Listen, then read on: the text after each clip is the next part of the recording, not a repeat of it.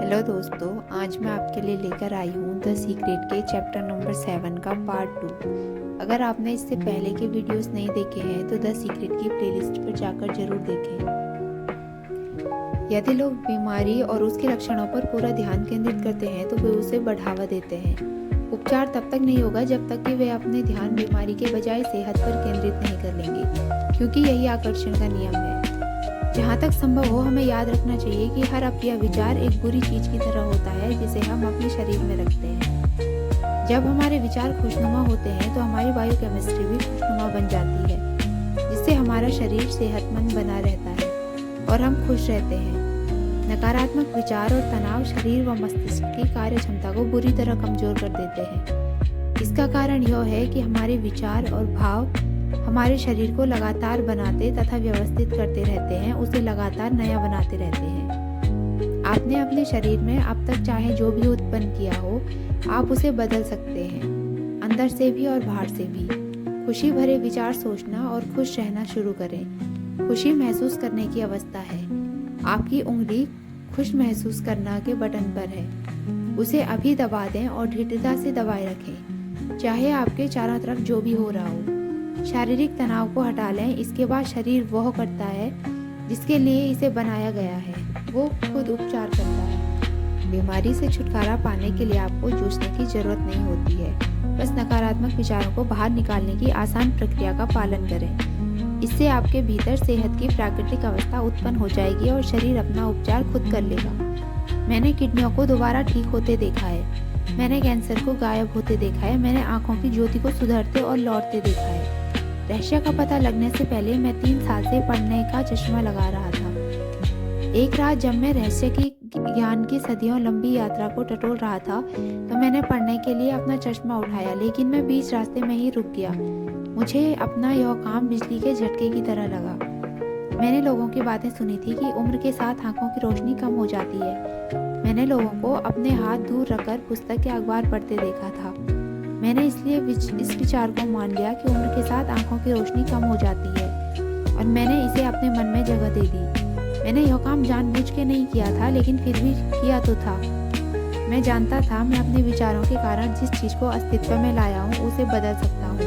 इसलिए मैंने तत्काल कल्पना की कि मैं उतनी ही स्पष्टता से देख रहा हूँ जितना कि 21 साल की उम्र में देखता था। मैंने मानसिक तस्वीर बनाकर खुद को अंधेरे रेस्तराओं, हवाई जहाज़ों और अपने कंप्यूटर पर स्पष्टता तथा बिना कोशिश के पढ़ते देखा, और मैंने खुद से बार बार कहा मैं स्पष्टता से देख सकता हूँ, मैं स्पष्टता से देख सकता हूँ। मैंने अपनी आंखों की दृष्टि स्पष्ट होने पर कृतज्ञता और रोमांच की भावनाएं महसूस की। 3 दिनों में ही मेरी आंखों की रोशनी बिल्कुल ठीक हो गई और पढ़ने का चश्मा उतर गया। अब मैं स्पष्टता से देख सकता हूँ। जब मैंने द सीक्रेट के एक टीचर डॉक्टर बेन जॉनसन को यह प्रसंग बताया तो वे बोले, क्या तुम्हें एहसास है कि 3 दिनों के भीतर यह काम करने के लिए तुम्हारी आंखों को किस चीज़ से गुजरना पड़ा होगा? मैंने जवाब दिया, नहीं, और ईश्वर का शुक्र है कि मुझे पता नहीं है, इसलिए वह विचार मेरे दिमाग में आया ही नहीं। मैं तो बस इतना जानता था कि मैं यह काम कर सकता हूँ और तेजी से कर सकता हूँ। कई बार अज्ञान से लाभ होता है। डॉक्टर जॉनसन ने अपने शरीर से एक असाध्य बीमारी को हटा दिया था, इसलिए उनके चमत्कार की तुलना में मेरी आंखों की रोशनी को लौटना मुझे छोटी बात लगी थी। सच तो यह कि मुझे अपने आंखों की रोशनी एक ही रात में लौटने की उम्मीद थी, इसलिए 3 दिनों में इस चीज का होना मुझे चमत्कारिक नहीं लगा था। याद रखें, ब्रह्मांड में समय और आकार का कोई महत्व नहीं होता। मुहासों का इलाज करना भी किसी बीमारी के इलाज जितना ही आसान है। प्रक्रिया समान है, फर्क सिर्फ हमारे दिमाग में है। अगर आपने किसी बीमारी को अपनी ओर आकर्षित कर लिया हो तो मुहासों जितना बड़ा मान लें। फिर सारे नकारात्मक विचारों को अपने मस्तिष्क से बाहर निकाल दें और आदर्श सेहत पर ध्यान केंद्रित करें। कोई चीज़ लाइलाज नहीं होती। मैं हमेशा कहता हूँ लाइलाज का मतलब है भीतर का इलाज संभव है। मैं यकीन करता हूँ और जानता हूँ कि कोई बीमारी लाइलाज नहीं होती। कभी न कभी हर तथाकथित लाइलाज बीमारी का इलाज हुआ है। मेरे मस्तिष्क और मेरी दुनिया में लाइलाज का अस्तित्व है ही नहीं। इस दुनिया में आपके लिए काफ़ी जगह है, इसलिए आप भी आकर मेरे साथ शामिल हो सकते हैं। यह एक ऐसी दुनिया है जहां हर दिन चमत्कार होते हैं। ये एक ऐसी दुनिया है जिसमें प्रचुरता की नदियां बह रही है, जहां सारी अच्छी चीज़ें अभी आपके भीतर मौजूद है। स्वर्ग जैसा लगता है ना? यह सचमुच ऐसा ही है। आप अपनी ज़िंदगी बदल सकते हैं और अपना इलाज कर सकते हैं। मेरी कहानी 10 मार्च 1981 को शुरू होती है। इस दिन मेरी ज़िंदगी सचमुच बदल गई। मैं इस दिन को कभी नहीं भूल पाऊंगी। मेरा हवाई जहाज़ टकरा गया। मुझे पूरी तरह अपंग हालत में अस्पताल पहुंचाया गया। मेरी स्पाइनल कॉर्ड चकनाचूर हो गई थी। मेरी पहली और दूसरी सर्वाइकल स्पाइनल बरबीटा टूट गई थी। मेरी निगलने की क्षमता खत्म हो गई थी। मैं खा पी नहीं सकता था। मेरा डायफ्राम नष्ट हो गया था। मैं सांस नहीं ले सकता था। मैं बस अपनी पलकें झपका सकता था। जाहिर है डॉक्टरों ने मेरी हालत देखकर कहा कि मैं ज़िंदगी भर अपंग ही रहूँगा, बस अपनी पलकें ही झपका पाऊँगा। उन्होंने मेरे बारे में यह तस्वीर देखी, लेकिन उनके सोचने से कोई फर्क नहीं पड़ता था। महत्वपूर्ण बात तो ये थी कि मैं क्या सोचता था। मैंने दोबारा सामान्य होने की तस्वीर देखी, जिसमें मैं अपने पैरों पर चलकर अस्पताल से बाहर निकल रहा था। अस्पताल के भीतर मैं सिर्फ अपने दिमाग पर काम कर सकता था, लेकिन अगर आपका दिमाग सही काम कर रहा हो तो आप हर चीज़ को दोबारा सही कर सकते हैं। मुझे रेस्पिरेटर पर रखा गया। डॉक्टरों ने कहा कि डायफ्राम नष्ट होने के कारण मैं दोबारा कभी सांस नहीं ले पाऊंगा, लेकिन एक छोटी आवाज़ मुझसे बार बार कहती रही, गहरी सांस लो, गहरी सांस लो। और आखिरकार मेरा रेस्पिरेटर ठीक हो गया, हट गया। डॉक्टरों को समझ में नहीं आया कि ऐसा कैसे हो गया। मैं अपने दिमाग में ऐसी कोई चीज़ नहीं आने दे सकता था जो मुझे अपने लक्ष्य या सपने से भटकाए। मैंने क्रिसमस के समय अस्पताल से चलकर बाहर निकलने का लक्ष्य बनाया था और मैंने ये काम कर दिखाया। मैं अपने दोनों पैरों पर चलकर अस्पताल से बाहर निकला। हालांकि डॉक्टरों ने कहा था कि यह संभव नहीं है। मैं उस दिन को कभी नहीं भूल पाऊंगा।